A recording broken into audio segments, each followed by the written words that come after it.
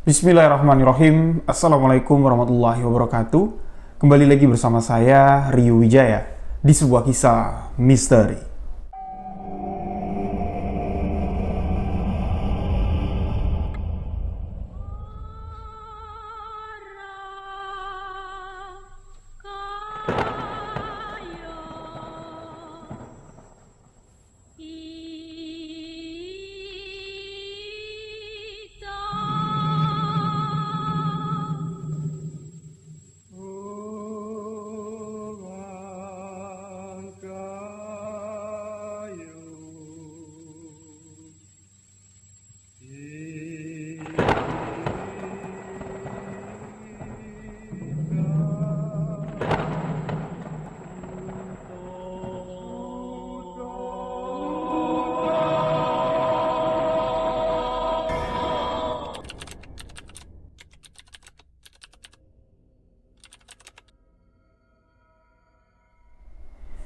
Terima kasih untuk sahabat yang telah mengklik video ini. Terima kasih untuk sahabat yang telah memberikan dukungan, memberikan support agar channel ini dapat berkembang. Untuk sahabat yang baru bergabung, sahabat boleh mengklik tombol subscribe, aktifkan notifikasi loncengnya, dan jangan lupa bagikan video sebuah kisah misteri ke akun sosial media sahabat-sahabat. Untuk sahabat yang memiliki cerita misteri, boleh kirimkan ke alamat email sebuahkisahmisteri@gmail.com, atau ada sahabat yang ingin berbagi langsung pengalaman misterinya, podcast bersama saya di studio sebuah kisah misteri, bisa DM ke Instagram saya dengan format narasumber di Rio.Wijaya91.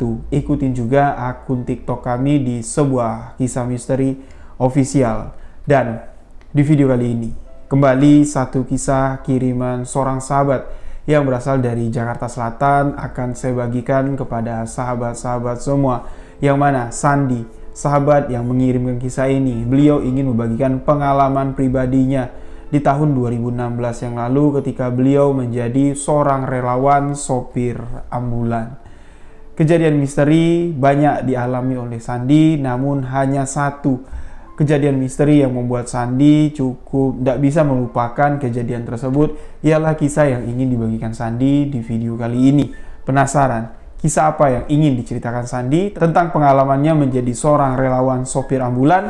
Simak hanya di sebuah kisah misteri.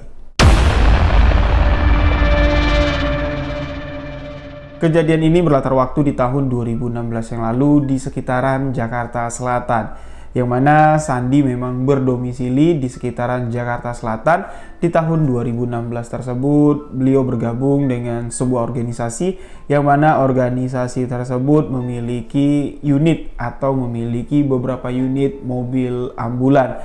Mobil ambulan cepat tanggap yang dikatakan oleh Sandi.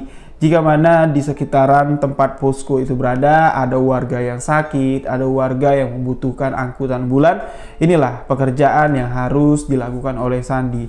Satu unit mobil ambulan ini diisi oleh dua pegawai atau dua petugas. Satu seorang driver dan satu lagi bertugas menjadi asisten. Nah, jadi di setiap ambulan ini ada dua orang, dan pada suatu sore, sekitar jam 5:30 sore, yang mana pada saat itu Sandi ini sedang ada di rumah. Beliau mendapatkan telepon dari organisasinya, dari posko lah kita katakan di sini, menanyakan keberadaan Sandi. Dan Sandi mengatakan di sini ya, kalau di posko itu ada 4 unit ambulan, empatnya beroperasi. Nah, Sandi mendapatkan ambulan 03. Ketika sore itu ditanya, 03 lagi di mana posisi? Saya lagi di rumah. Oh, kalau kamu lagi di rumah, yaudah merapat ke posko. Kebetulan kita ada panggilan, ada yang membutuhkan ambulan sekarang juga. Sandi yang mendapatkan informasi seperti itu, lekas beliau di sini segera menghubungi rekanannya atau asistennya yang menemani Sandi selalu di ambulan 03 ketika beroperasional, yaitu seorang pemuda yang bernama Imam. Rumahnya Imam ini masih satu RT dengan Sandi, dekat lah. Jadi setelah Sandi siap, berangkatlah Sandi menjemput si Imam, mengatakan, "Mam, kita ada tugas, nyok kita ke posko." Berangkatlah mereka berdua ke posko. Setibanya di posko, Sandi langsung diberikan alamat tempat kejadian, sekaligus Sandi diberikan kunci ambulan.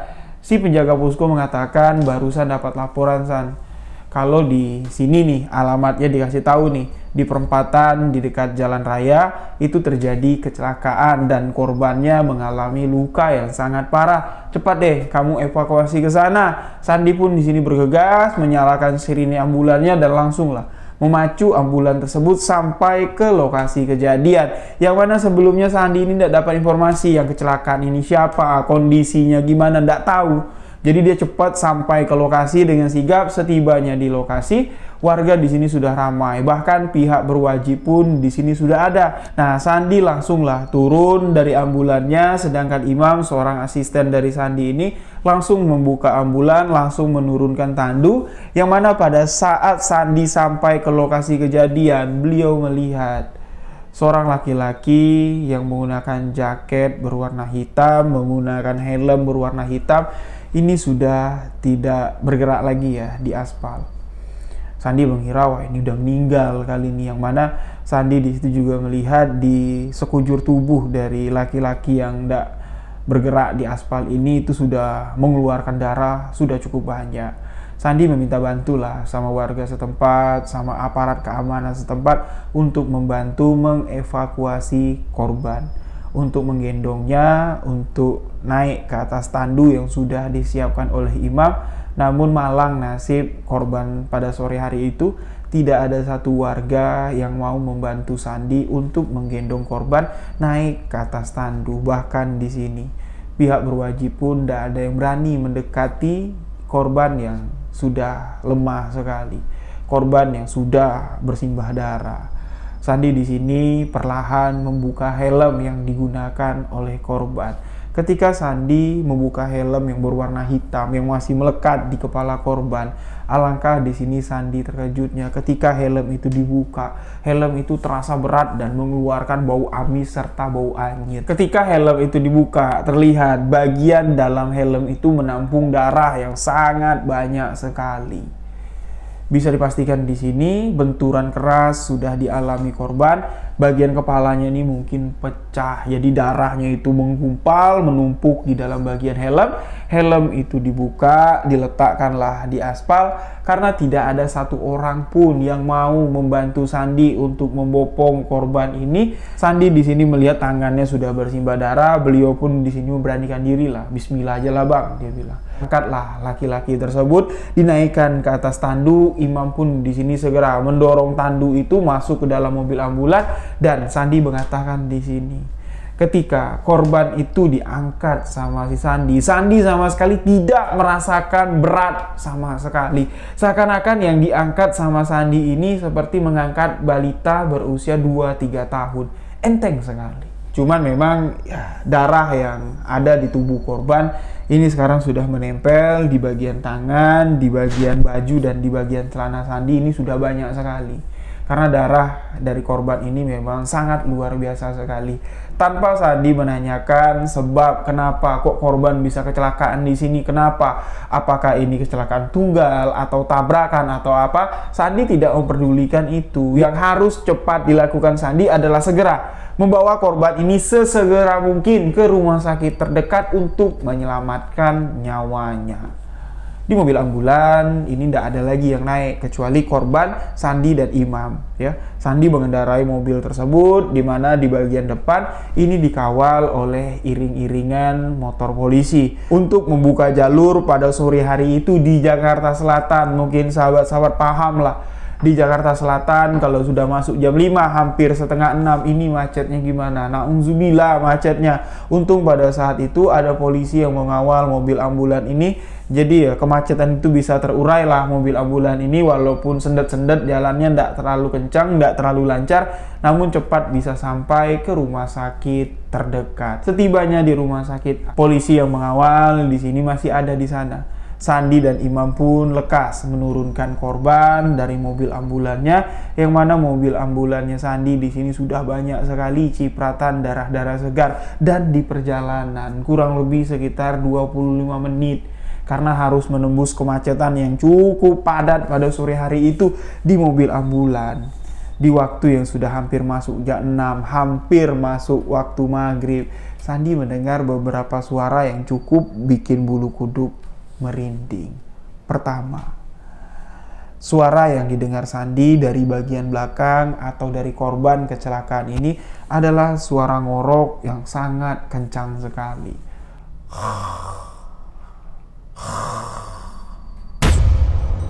Suara itu semakin lama semakin terdengar kencang dan sesekali terdengar suara benturan seperti suara seseorang yang tengah menggelepar. Karena ranjang tandu di mobil ambulan tersebut itu kan semuanya terbuat dari stainless. Ketika ada yang bergerak kencang di atas tandu, ini akan menyebabkan benturan ke sasis atau ke bodi mobil, menyebabkan suara getaran yang cukup keras. Di sini Imam sudah memperhatikan ke belakang dan memberikan kode kepada si Sandi. Bang, itu tidak apa-apa bang.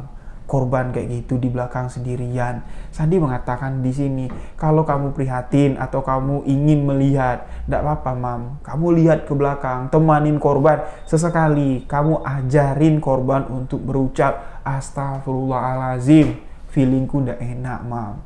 Feelingku mengatakan korban sekarang tengah mengalami sakaratul maut. Tapi di sini Imam sama sekali tidak berani mendekati korban tersebut, yang mana tadinya ya bau amis tercium sangat pekat sekali di mobil ambulan tersebut. Seketika Sandi mengatakan, temenin aja mam, korban di belakang, sesekali kamu ajarin untuk beristighfar, mengucap. Seketika bau amis itu hilang, malah tercium bau wewangian. Imam di sini mengatakan, enggak bang, aku enggak berani. Ya udah, kalau kamu tidak berani, fokus saja kamu lihat ke depan. Kamu tidak usah dengar suara yang aneh-aneh. Teruslah ambulan itu dijalankan sama Sandi dengan kecepatan yang tidak bisa ngebut. Hampir di tengah perjalanan ketika azan maghrib berkumandang, Sandi lagi-lagi mendengar seperti ada suara orang batuk, seakan-akan orang tersedak. Tanpa Sandi melihat ke belakang, Sandi sudah mengetahui kalau korban yang dibawa sama Sandi itu sudah tidak bernyawa lagi. Sontak Sandi di sini mengucapkan innalillahi wa inna ilaihi roji'un. Imam bertanya sama si Sandi, bang, kok kamu ngucapin innalillahi wa inna ilaihi roji'un? Memang korban yang di belakang apakah sudah meninggal? Sandi mengatakan, ya tidak tahu, tapi feelingku mengatakan kalau korban sudah meninggal dunia. Kapan bang? Barusan. Spontan saja Sandi ngomong kayak gitu. Imam di sini wajahnya sudah tidak berdarah lagi, pucat pasi. Dan ketika korban sampai di rumah sakit, diturunkan dari mobil ambulan, disambut sama petugas IGD. Baru sampai di IGD, dokter atau perawat memeriksa dan mengatakan kepada Sandi dan Imam, dan mengatakan kepada bapak polisi yang mengantarkan ke rumah sakit tersebut, perawat atau dokter mengatakan korban sudah tidak bernyawa lagi. Korban sudah meninggal, dan menurut apa yang dicek ya, analisa dari dokter, korban meninggal ketika dalam perjalanan menuju ke rumah sakit. Barulah di sini si bapak polisi mengatakan kepada Sandi, menceritakan kepada dokter bahwa korban ini adalah korban tabrak lari. Mobil minibus lah tepatnya yang menabrak korban sekarang masih dalam pengejaran pihak berwajib. Belum ada konfirmasi apakah mobil itu sudah ketangkep atau masih dalam pengejaran. Sedangkan pihak keluarga tengah dalam perjalanan untuk menuju ke rumah sakit tersebut. Nah, di sini kan karena waktu maghrib sudah masuk, Sandi di sini berniat untuk menunaikan ibadah sholat maghrib di rumah sakit tersebut. Tapi beliau melihat pakaiannya penuh darah. Bajunya banyak bekas darah, celananya banyak bekas darah. Sandi pun di sini mengurungkan niat untuk menunaikan ibadah sholat maghrib. Dia berpikir, ya udahlah, korban kan sudah aku antar ke rumah sakit. Yaudah, habis ini aku bersih-bersih, aku pulang deh, ajak Imam. Tapi ketika Sandi sedang di kamar mandi, dia mencuci tangannya, membasuh mukanya, sekelibat di sini Sandi melihat ada seorang bapak-bapak yang lewat dari belakang Sandi. Sandi kan di wastafel kamar mandi rumah sakit tersebut. yang mana di depan wastafel itu ada kaca besar. Setiap orang yang lewat masuk ke kamar mandi itu pasti akan terlihat dari kaca. Tapi ketika Sandi sedang mencuci tangan, dia sedang membasuh mukanya, dia melihat sekelibat ada seorang laki-laki lewat masuk kamar mandi, terlihat dari kaca tersebut. Tapi Sandi di sini teruslah nyuci tangan, Sandi teruslah membasuh muka. Setelah Sandi beres membersihkan tangannya, membersihkan mukanya, Sandi di sini melihat ke arah kamar mandi dalam. Perasaan tadi ada orang masuk, tapi kok tidak ada suaranya. Kalau dia buang air kecil, pasti terdengarlah suara dia menyiram, kencingnya itu terdengar. Atau kalau dia sedang buang air besar, ya kok tidak terdengar sama sekali. Suara keran menyala. Lama di sini. Sandi berdiri di depan kamar mandi tersebut, namun tidak ada satupun orang yang keluar dari kamar mandi. Saking kan Sandi penasaran, dia masuk ke kamar mandi dan sampai di dalam WC.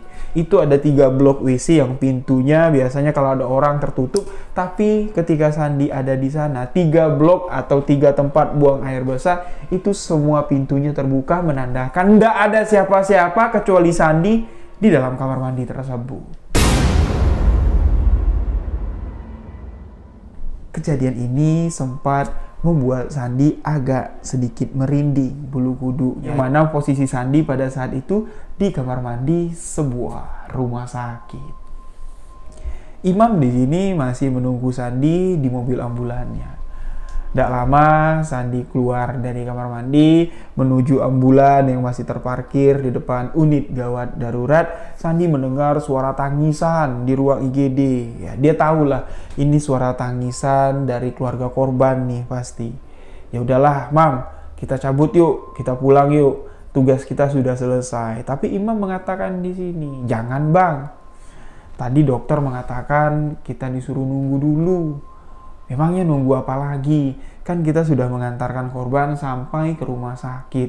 Nggak tahu, mendingan kamu temuin aja lah dokter yang ada di dalam. Nah, setibanya Sandi di dalam, di situ ada dokter, di situ ada 2 orang keluarga korban, di situ ada juga Pak Polisi yang mengantarkan Sandi, mengawal Sandi dari TKP menuju ke rumah sakit.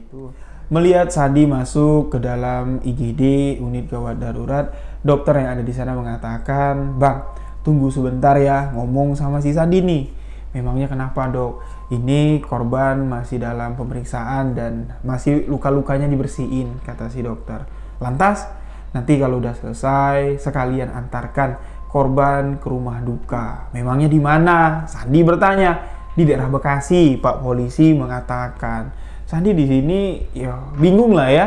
Tugasku kan cuma untuk mengantarkan korban ini sampai ke rumah sakit. Penanganan pertama lah.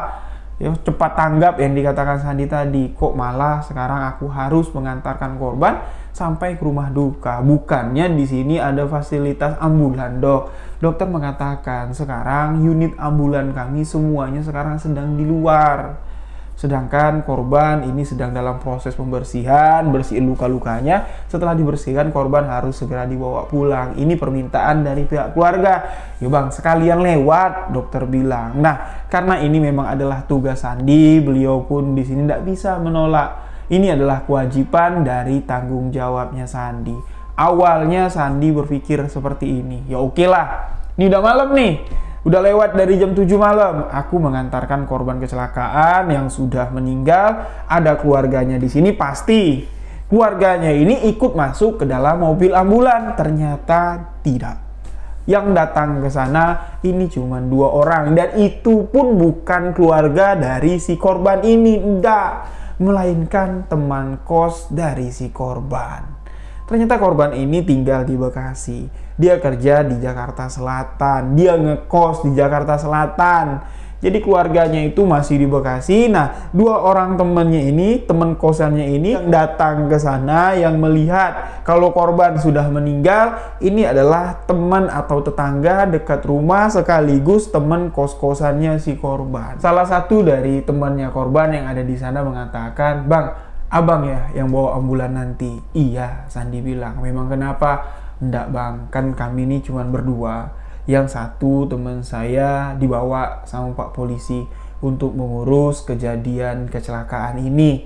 Nah berarti kan tinggal saya sendirian. Saya kan bawa motor, berarti abang nanti ngiring saya aja ya. Saya bawa motor di depan, mobil ambulan abang ikutin aja lah saya.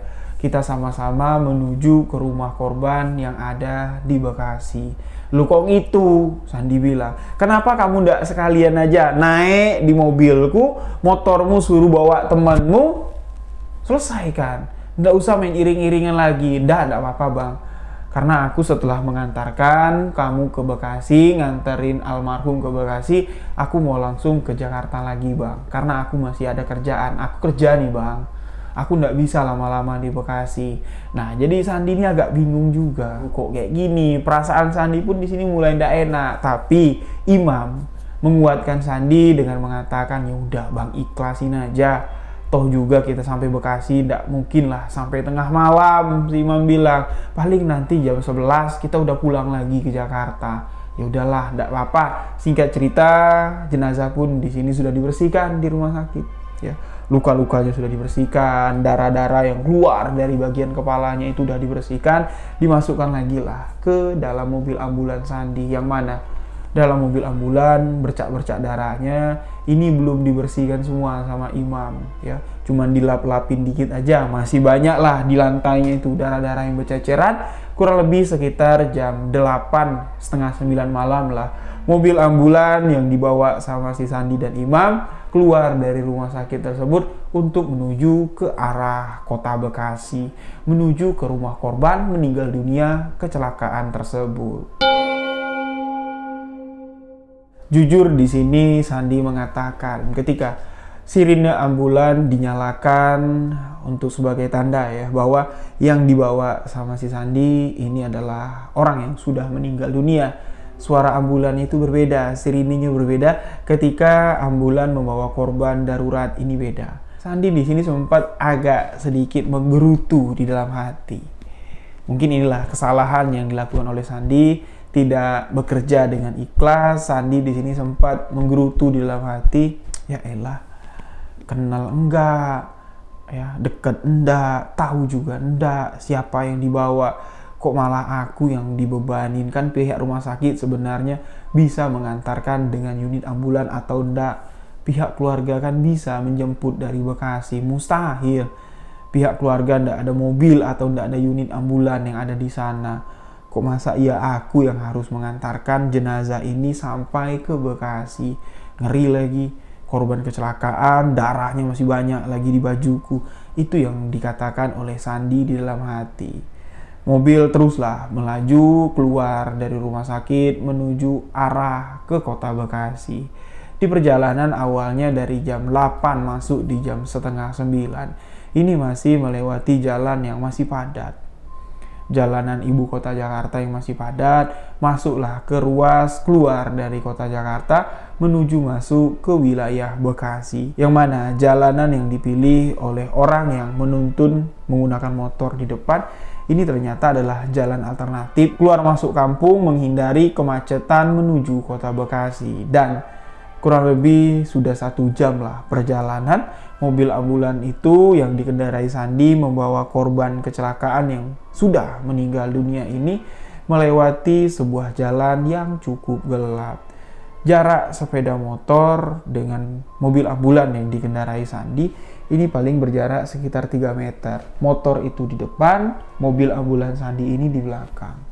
Setelah melewati jalan yang cukup gelap, awalnya di sini Sandi mengatakan mungkin ya penglihatan mataku yang agak sedikit salah, penglihatan mataku yang agak sedikit ngawur lah dia bilang. Karena sepeda motor yang di depannya Sandi ini kan tidak ngeboncengin siapa-siapa.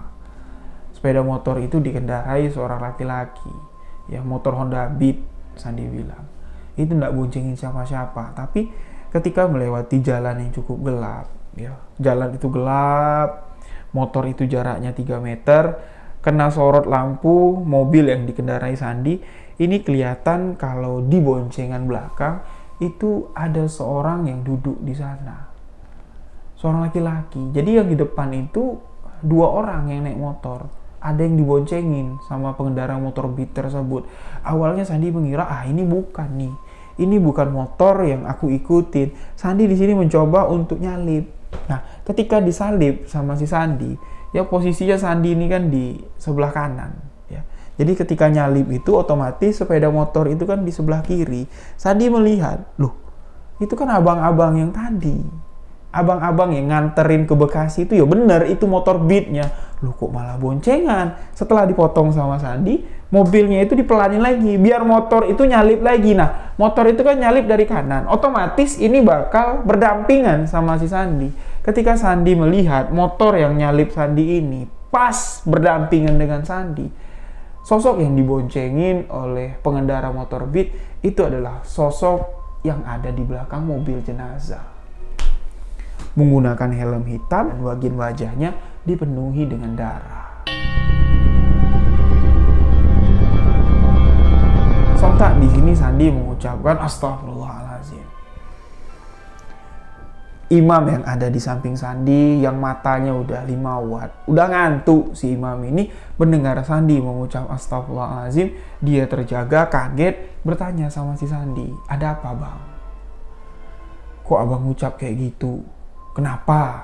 Sandi tidak cerita apa-apa. Sandi di sini tidak menjawab apa-apa.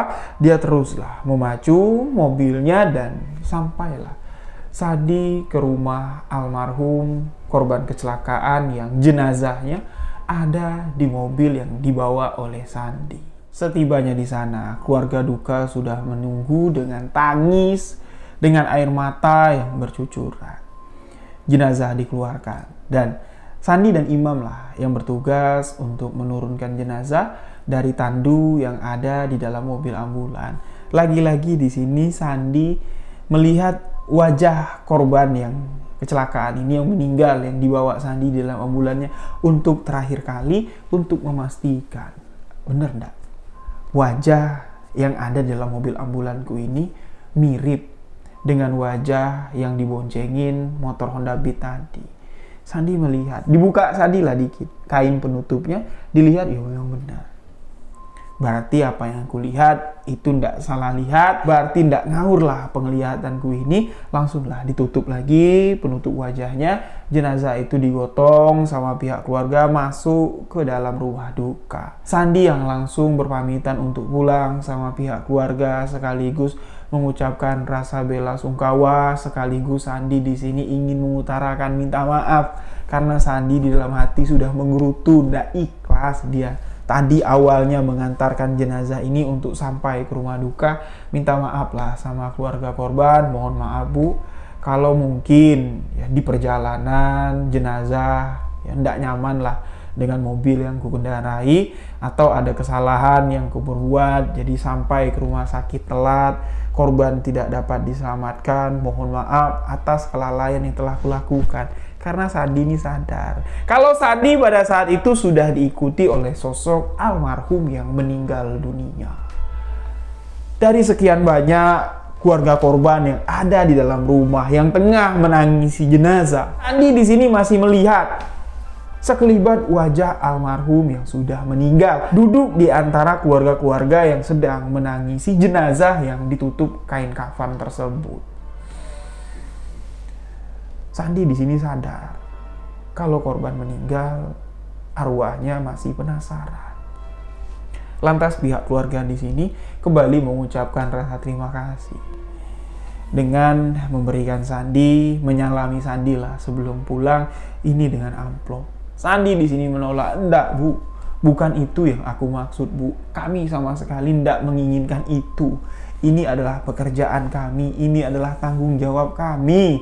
Kami sudah digaji bu, kami sudah dapat duit. Ambillah duit ini bu.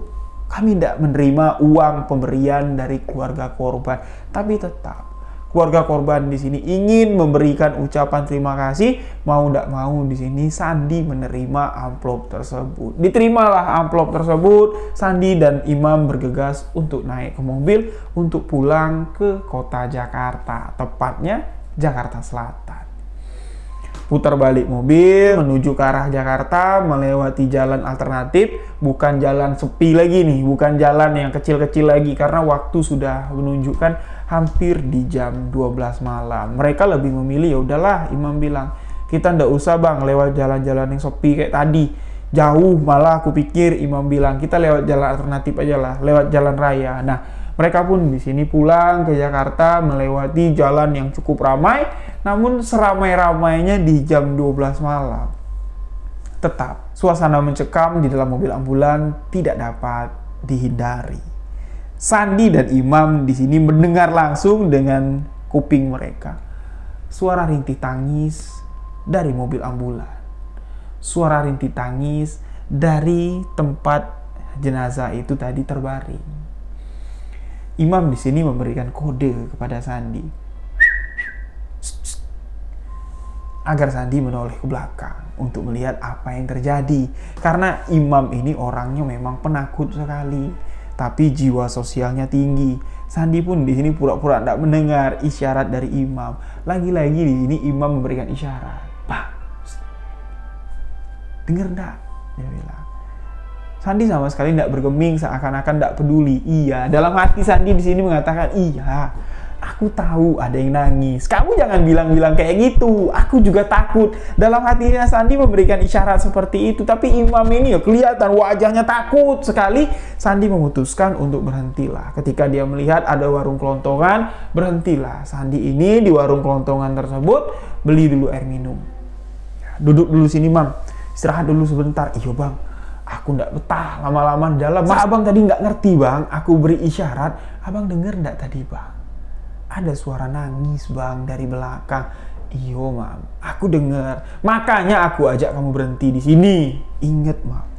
Kalau kamu mendengar sesuatu, kalau kamu merasakan sesuatu di perjalanan setelah pulang mengantarkan jenazah, kamu jangan ceritakan di sini, Mam. Bisa-bisa kita yang celaka. Kenapa, Bang? Seandainya aku terkejut, aku kaget, aku ndak fokus mengendarai mobil, kita yang celaka. Loh, iya juga ya, Bang. Maaf ya, Bang. Dah, minum dulu.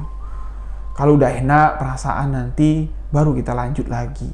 Nah, jadi kejadian ini bukan cuman dilihat sama Imam dan Sandi saja. Ketika dia sedang istirahat di pinggir jalan di warung kelontongan, si bapak jual warung kelontongan juga merasakan, juga melihat sosok penampakan yang dilihat, yang dirasakan oleh Sandi dan Imam. Pada saat itu posisi mobil ambulan yang dikendarai Sandi, ini mobilnya adalah mobil FVP yang dimodif menjadi mobil ambulan. Jadi bagian belakangnya itu bangkunya dibongkar semua, itu dirubahlah layaknya seperti mobil ambulan, yang mana di bagian luar itu ditempel stiker dengan stiker organisasi dari si Sandi. Dari celah-celah stiker tersebut, kalau ada orang di dalam, di bagian belakang mobil ambulan, itu dapat terlihat kalau lampu bagian dalam mobil menyala. Pada saat itu, pintu sebelah kiri ini tidak tertutup rapat, yang mana kalau pintu mobil tidak tertutup rapat, otomatis lampu bagian dalam mobil itu menyala. Dan ketika si Sandi dan Imam sedang asik ngobrol, mereka sedang asik minum lah di warung tersebut, bapak penjual warung kelontongan ini mengatakan kepada Sandi dan Imam, "Hei, Dek, kamu cuma duduk berdua saja di sini, itu temenmu yang di dalam mobil ndak sekalian diajak minum, ndak ditawarin minum. Memang kalian dari mana?" Tanya si bapak penjual warung kelontongan. Otomatis di sini membuat Imam dan Sandi terkejut. Teman, ya itu kamu lihatlah temanmu ngapain duduk sendirian di mobil ambulan itu. Sandi dan Imam di sini saling bertatapan. Mereka tidak menjawab apa yang ditanyakan oleh si bapak penjual warung kelontongan. Mereka mengatakan, "Saya baru selesai, Pak, mengantar jenazah pulang ke Bekasi." Cuman itu yang dikatakan Imam dan Sandi. Mereka membayar minuman yang mereka minum dan lantas melanjutkan perjalanan. Dan sepanjang perjalanan dari si Sandi dan Imam berhenti minum di pinggir jalan di warung kelontongan tersebut sampai ke base camp mereka, ke posko mereka yang ada di Jakarta Selatan. Ini kurang lebih sampai ke posko yang ada di Jakarta Selatan hampir masuk di jam 1 dini hari. Sepanjang perjalanan, Sandi dan Imam sadar, Sandi dan Imam merasakan ada penumpang gaib di mobil ambulan mereka. Sosok pria duduk tanpa memperlihatkan kepalanya sambil terseduh-seduh menangis.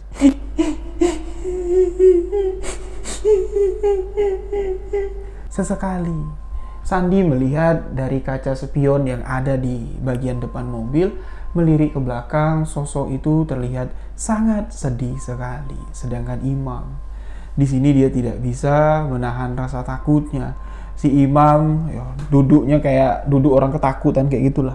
Merengkul kayak itu, kakinya dinaikin ke atas sambil menutupi bagian wajahnya dengan tangan. Imam sama sekali tidak bersuara. Imam sama sekali tidak berkata apa-apa.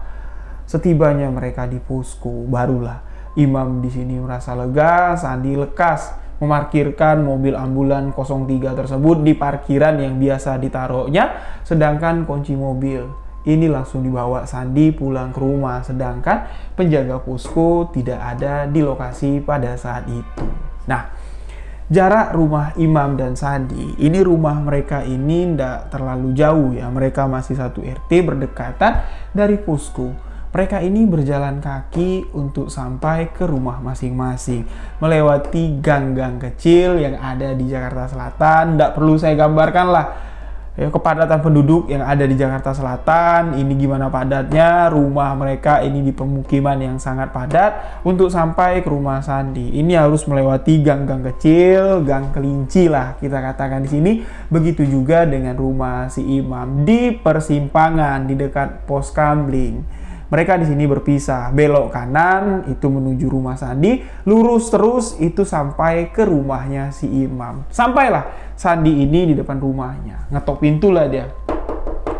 Nyak, Be, Assalamualaikum. Sandi nih pulang. Nah, yang membukakan pintu pada malam itu adalah babenya si Sandi. Alangkah si babe terkejut ketika membuka pintu, melihat anaknya berdiri di depan pintu. Itu bukan terkejut dengan perwujudan Sandi yang bajunya itu penuh dengan bercak darah, enggak. Tapi menurut si babe terkejut dengan sosok yang ikut ingin masuk ke dalam mengikuti si Sandi. Siapa lah gitu? Mau masuk ke sini lo?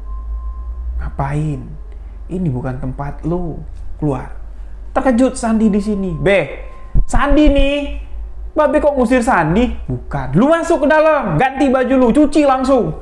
Jangan lu biarin baju tuh sampai besok pagi nggak dicuci. Mandi sana, mandi bersih. Bukan lo yang babe usir, tapi sosok yang ngikutin lo. Nah, Sandi pun di sini merinding. Saya pun merinding di sini.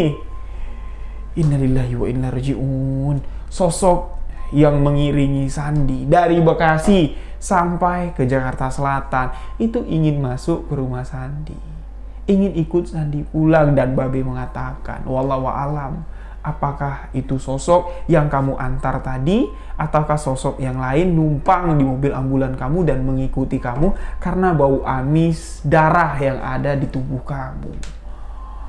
Sandi mendengar penjelasan babe di sini langsunglah nurutin apa yang dikatakan babe. Sandi mandi, bajunya itu langsung dicuci, bajunya itu langsung disikat bersih sampai tidak ada bekas darah lagi di pakaian yang digunakannya tadi. Dan di malam itu, waktu sudah hampir menunjukkan jam 2 dini hari. Sandi berniat mau tidur, tapi sama sekali Sandi ini tidak bisa tidur karena di telinganya ini tidak henti-hentinya beliau mendengar suara rintih tangis yang sangat menyedihkan sekali. Sandi lagi-lagi di sini membangunkan si babe. Be, tolongin Sandi, Be. Sandi tidak bisa tidur. Memangnya kenapa? Sandi masih mendengar suara rintih tangis. Suara rintih tangis seorang laki-laki yang sangat sedih sekali. Ya udah, lu tidur di ruang depan, ntar babe temenin. Nah, akhirnya Sandi tidurlah di ruang depan ditemani oleh babe. Barulah di sini Sandi dapat tertidur dengan lelap. Nah, Sandi di sini sedikit menceritakan siapa si babe. Ya memang babe ini memiliki kemampuan sejak lahir. Kalau anak sekarang mungkin kita katakan indigo lah. Babe memang bisa melihat sosok penampakan makhluk-makhluk astral. Bahkan kalau di kampung itu ada anak-anak yang kesurupan, anak-anak yang mengalami gangguan dari arwah, gangguan dari jin, gangguan dari demit. Ini babe dipercaya bisa mengobati anak-anak tersebut. Bisa mengeluarkan sosok yang mengganggu ketika seseorang mengalami kesurupan. Nah, di pagi harinya Si Babe di sini manggil si Sandi. Sebenarnya lu dari mana, Tong? Kok lu sampai diikutin sama sosok begituan? Kalau lu ngelihat sosok yang ngikutin lu, perwujudannya gimana, mukanya gimana, Babe jamin lu bakal kejer, nangis, lu bakal terkencing. Memangnya gimana, Be? Perwujudan yang ngikutin Sandi. Digambarin lah sama si Babe kalau itu adalah sosok yang wajahnya dipenuhi oleh darah. Sandi di sini menceritakan kalau sore kemarin orang posko nelpon Sandi, Be. Sandi disuruh nyemput korban kecelakaan di perempatan jalan sono. Berarti lu ya, ambulan lu berarti yang bawa korban kecelakaan. Emang Babe tahu ya? Babe tahu lah ceritanya sampai ke sini. Bahkan ketika jenazah dibawa, helm korban kecelakaan yang penuh darah, sepatu korban yang ada di jalan, itu tidak ada satu orang pun yang berani mengevakuasi. Sampai keluarga korban datang, ditemanin sama polisi, barulah barang-barang itu dibawa sama keluarganya pulang. Nah, Babe juga mengatakan mungkin ada kaitannya korban kecelakaan ini dengan sosok yang ngikutin lo. Tapi kenapa, Be? Sosok itu ngikutin Sandi. Ya mana tahu, Babe, tolonglah, Be, jangan sampai sosok itu nemenin Sandi terus. Coba nanti ya Babe bantuin. Ya sama-sama kita minta sama yang di atas. Nanti Babe coba syariatin.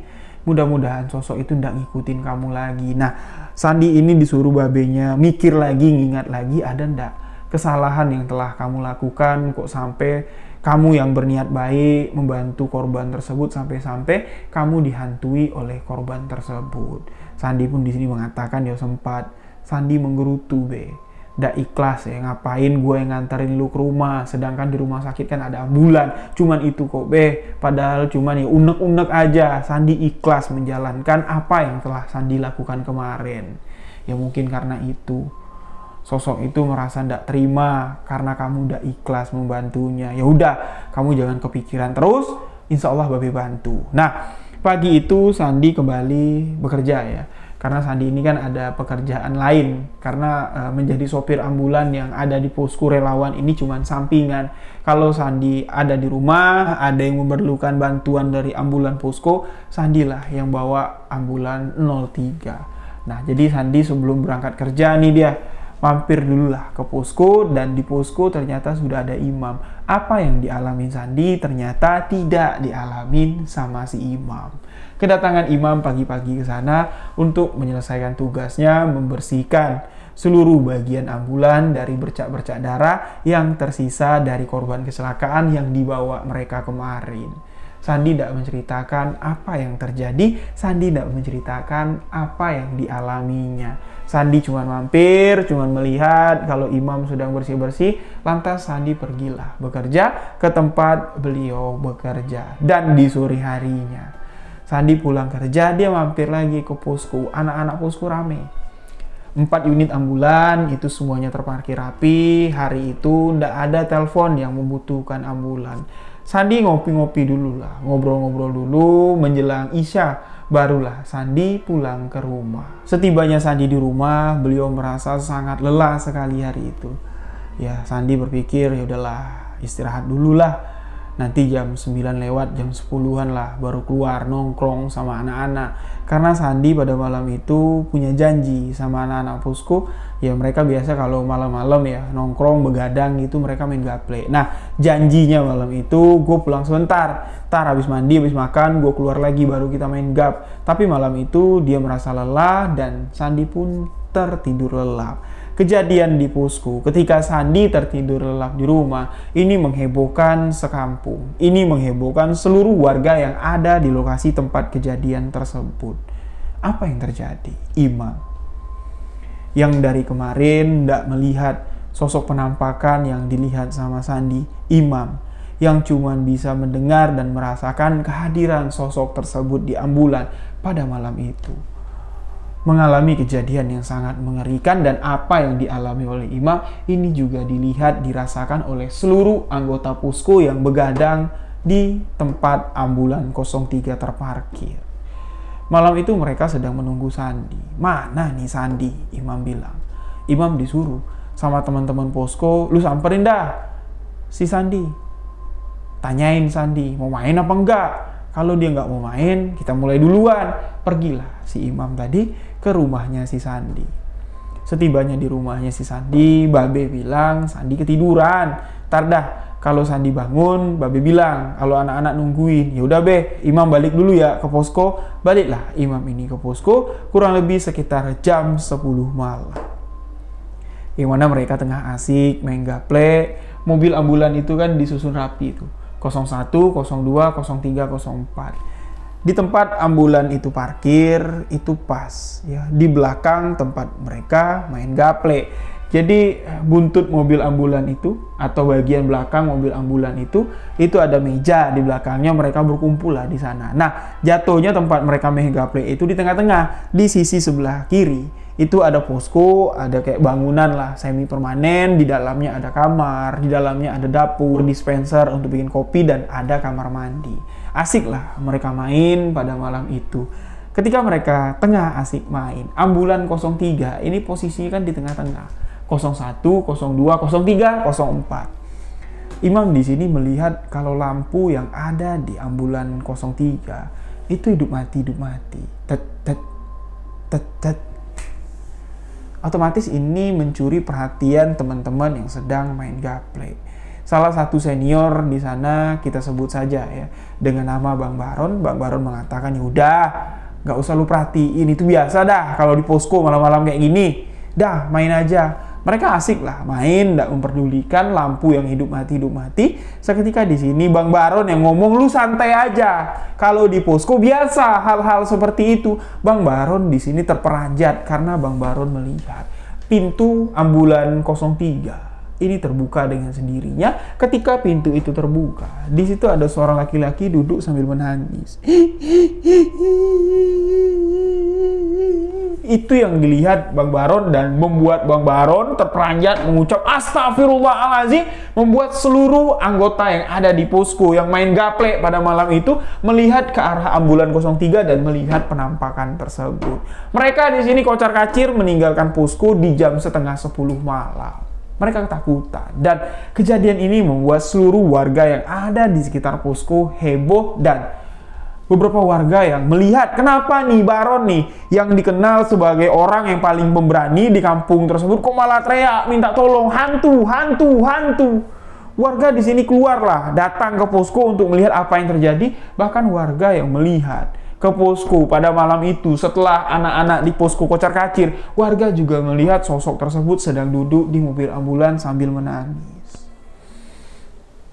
Sampai pagi, pintu mobil ambulan tersebut tidak tertutup, dan di malam kejadian tersebut, Sandi yang tertidur lelap di rumah ini bukan tertidur dengan nyenyak, tapi Sandi tidak bisa bangun. Dia mendengar kalau imam datang nyamperin si Sandi. Babenya bilang, ya udah ntar dah kalau Sandi bangun. Babe bilang anak-anak di posko nungguin, ntar Babe suruh Sandi nyusul ke sana nyamperin.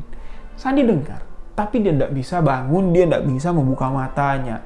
Sandi di sini merasa dibawa ke suatu tempat yang cukup menyeramkan, tempat yang gelap. Di situ banyak sekali orang-orang yang mengalami kecelakaan, orang-orang yang berdarah-darah lah Sandi bilang, dan salah satunya adalah lelaki yang menggunakan jaket hitam yang menggunakan helm. Nah, dari kejadian itu, Sandi di sini bertanya-tanya di dalam hati, apa yang sebenarnya terjadi? Kalau memang aku salah, Sandi bilang, tolong dimaafkan. Nah, dari kejadian itulah ketua atau pengurus posko tersebut mengusut kejadian ini. Ini korban kecelakaannya kok kayak gini, kita kan di sini relawan yang memperlakukan mereka dengan baik, yang berjuanglah untuk menyelamatkan mereka. Yang mana kalau mereka kecelakaan, kita cepat evakuasi bawa ke rumah sakit. Kok setelah ini kami lakukan, malah korban yang meninggal ini meneror atau menakut-nakutin kami. Yang mana posko ini sudah berjalan 4 tahun, dan selama 4 tahun baru kejadian inilah terjadi. Banyak sudah korban yang meninggal dunia di ambulan.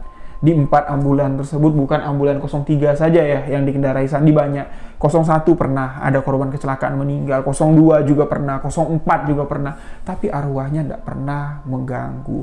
Usut punya usut, ketika dibawa ya orang pintar, kiai lah kita katakan di sini, untuk meruqyah, untuk menetralisir energi jahat yang ada di sana. Kiai tersebut mengatakan ada yang tertinggal. Di ambulan kalian ini ada yang tertinggal. Apa Pak Kiai? Coba kalian cari dulu. Coba bongkar dulu ambulan tersebut. Setelah dibongkar, ada sebatang gigi yang terdapat di ambulan tersebut.